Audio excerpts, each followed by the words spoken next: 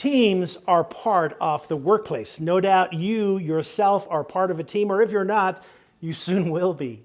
But you know what's strange? No one ever taught us what it is to be a good team member. Today, we're going to answer the question, how do you build a cohesive team?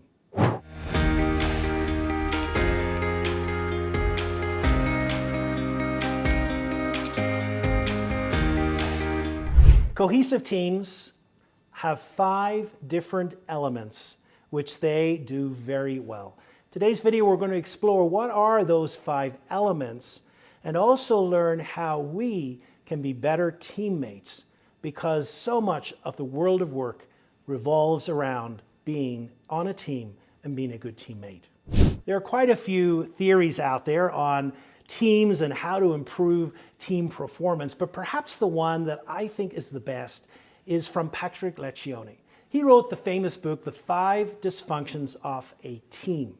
And I think he provides us an insight and a key onto how to improve our team performance and how to make sure that our teams are functioning to the best of their ability. And he explores 5 different behaviors. In today's video, we're going to explore what each of those behaviors are. Now, you'll see that each of these behaviors are displayed here in a pyramid. And so the behaviors are trust, conflict, commitment, accountability, and results. So let's go through each one and highlight what's important. The first here is trust. And there's a reason why trust is at the bottom of the pyramid, because it is the foundation of any well-functioning team. You know, of late, we've heard a lot about the term psychological safety. And what that means is that people tend to thrive in situations and contexts in which they feel safe. They feel psychological safety. It tends to bring out the best in them. And really, that's what Patrick Lencioni was referring to here with trust, because trust is the foundation. When we have a foundation based on trust, people are able to become more vulnerable with each other. Now, there are many different definitions of trust out there, and what Lencioni refers to is vulnerability-based trust. So this is trust, which is able to say, you know what, if I have a problem, I can ask for help. That I trust that the person will respond. Or if I've made a mistake, I can actively verbalize that I have made a mistake. That I can trust in the intentions and the motives of the other person. You know, very often when I go in to work with teams, it's the trust element that needs the most attention. Because it is this trust, this foundation of trust, that when it is there, teams are able to begin to build upon it and to function well. Without that trust, then teams just will get nowhere. So the first element of any cohesive team is trust. The second element is conflict. Now, conflict is interesting because most people view conflict as something that is inherently bad. But you see, conflict takes on many different forms. I like to see that conflict is either constructive or destructive. And so conflict indeed can add something to the dynamics of a team. But first of all, you'll see that conflict is based on top of trust. First of all, we have to have trust. And if we have trust, then we can add conflict to that trust. And what conflict is all about is conflict in the debate of ideas. If a team is to function at its highest ability, then it must be able to go into conversations which at times are uncomfortable and are difficult. And they're based around different ideas. Because not every idea is the best, and everyone comes with different ideas, and there must be a space where those ideas are debated and the team is able to choose the best one to make the best advancement for that idea. And so therefore, conflict becomes an important skill set that teams are able to implement. Now, it's not always easy, but if trust is there, we know that if a person is in conflict with us, then we know that their intentions are good. We trust them. We know that they're debating the ideas, that it's not about us as a person, but rather it's about these ideas that have to be debated and the best one chosen. So trust, and then we have conflict. And the third behavior is commitment. So first of all, we've had trust. We've worked on our ability to trust each other. Then on top of that, we've had a debate about ideas, and sometimes that is conflictual. And then we can make commitment. You see, you can only make commitment after you've had the airing of all the ideas. Because commitment is based on the knowledge that I have kept nothing back, that I've put everything on the table, that I've said my piece. Now, it may not have resulted in agreement with your idea, but at least you know that you put it out there. And so that commitment, therefore, is able to be made. Now, when there is commitment, there's two elements that are incredibly important. The first is clarity.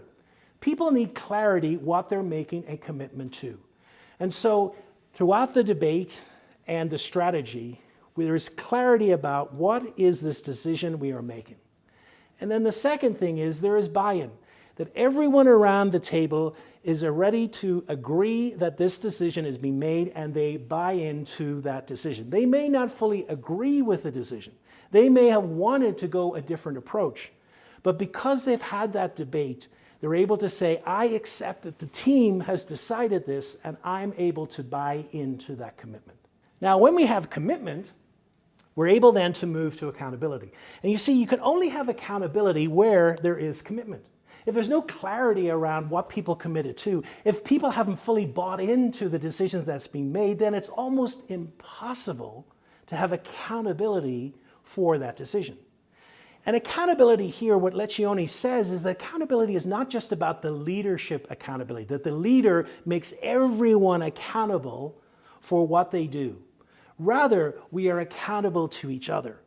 The best functioning teams have people that are able to make people accountable to each other, that we all bought into this decision, and therefore we were responsible for holding each other accountable to that decision. You know, sometimes this can, again, make us feel uncomfortable. Sometimes we say, well, it's not my job to hold another person accountable. But you see, in high-functioning teams, it really is. High-functioning teams have the ability to hold each other accountable for what they agree to. Now, if you've enjoyed the content so far, I invite you to subscribe below to my YouTube channel. Press the bell as well, and you will be notified when the new weekly video comes out. I like to explore different areas of emotional intelligence that impact us at work and at home. And by subscribing and pressing the bell, you'll make sure that you do not miss an episode. And so it comes to our final behavior, which is results.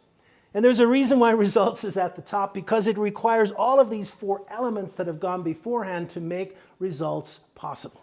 We have decided that trust is that foundational element. And then when there's trust, we're able to have this healthy conflict. And when there's healthy conflict, we know that we've left nothing on the table, and therefore we can have commitment. And when there's commitment, we can hold each other accountable.